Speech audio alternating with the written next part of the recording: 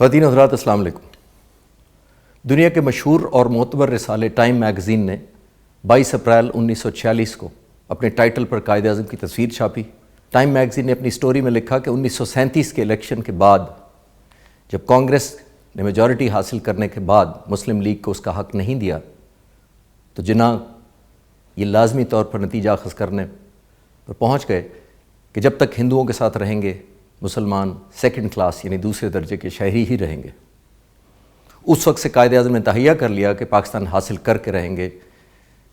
جب قائد اعظم نے کسی طرح کی مصلحت اور کمپرومائز کرنے سے انکار کر دیا تو کوئی اس قوت ارادی کو تبدیل نہ کر سکا جو قائد اعظم کو اپنے ارادے سے باز رکھتی۔ چنانچہ پاکستان انہوں نے اسی قوت ارادی اور اس جذبے سے حاصل کر کے چھوڑا۔ ایک نیوز پیپر ایڈیٹوریل نے 1948 میں ان کی وفات کے موقع پر لکھا کہ جناح چند لفظوں کا شخص تھا، وہ چلے گئے لیکن جناح نے نہ کوئی کتاب لکھی، نہ کوئی ڈائری لکھی، نہ کوئی اپنی یادداشت لکھی، نہ کبھی جیل گئے۔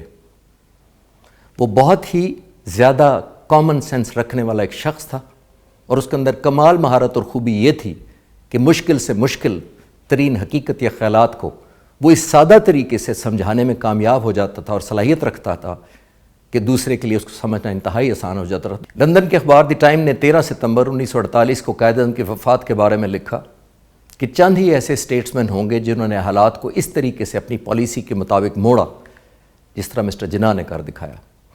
اخبار لکھتا ہے کہ وہ اپنی زندگی میں ایک لیجنڈ قرار دیے جا چکے تھے۔ ہیری ہڈسن ایک برٹش اکانومسٹ اور ایک اخبار کا ایڈیٹر تھا۔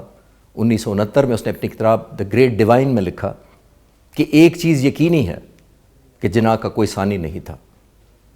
پہلے انہوں نے ہندو اور مسلم اتحاد کے لیے کوششیں کی، پھر اپنے بدترین دشمن بھی ان سے ان کا ایسا برتاؤ تھا کہ وہ جناح کے بارے میں یہ نہیں کہہ سکتے تھے اس نے کرپشن کی، اس نے مشہوری کے لیے کام کیا، یہ اپنے آپ کو نمایاں کرنے کے لیے اس طرح کا کوئی بھی عمل پوری زندگی کیا ہو یا وہ کسی بھی قیمت پر خریدا جا سکا ہو۔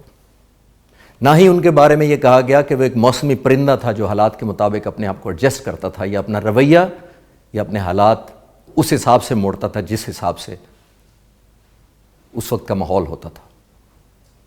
وہ رائے راست پر رہنے والا ایسا شخص تھا جو انتہائی درجے کا خوددار اور ذہین آدمی تھا۔ Frank Morrison chief editor Indian express لکھتے ہیں کہ قائد اعظم کو عدالت میں دیکھے، کمال مہارت کی فنکار تھے۔ ایک عدالت کے اندر جب وہ کسی کیس پر ہاتھ ڈالتے تو نتیجہ اپنی مرضی کے مطابق لیے بغیر عدالت سے نہیں جاتے تھے۔ جناح ایک آرٹسٹ کی طرح اپنا انداز تیار کرتے، باریک سے باریک اور چھوٹی سے چھوٹی تفصیل کو اس طرح تیار کرتے، اور جب وہ اپنا کیس لڑ رہے ہوتے تھے تو ان سے کیس ایسا محسوس ہوتا تھا کہ اس سے اچھا کیس کوئی لڑ ہی نہیں سکتا۔ جب وہ عدالت میں اپنے دلائل دے رہے ہوتے تھے تو سننے والوں پر ایک سکتہ طاری ہو جاتا تھا۔ جونیئر وکیل اپنی گردنیں آگے کر کے توجہ دیتے تھے، سینئر وکیل توجہ کے علاوہ ان کے پاس کوئی چارہ نہیں تھا، اور وکیل پورے انہماک سے قائد اعظم کی ہر بات کو فالو کرتے تھے۔ یہ تھے ہمارے قائد اعظم۔ پاکستان پائندہ باد۔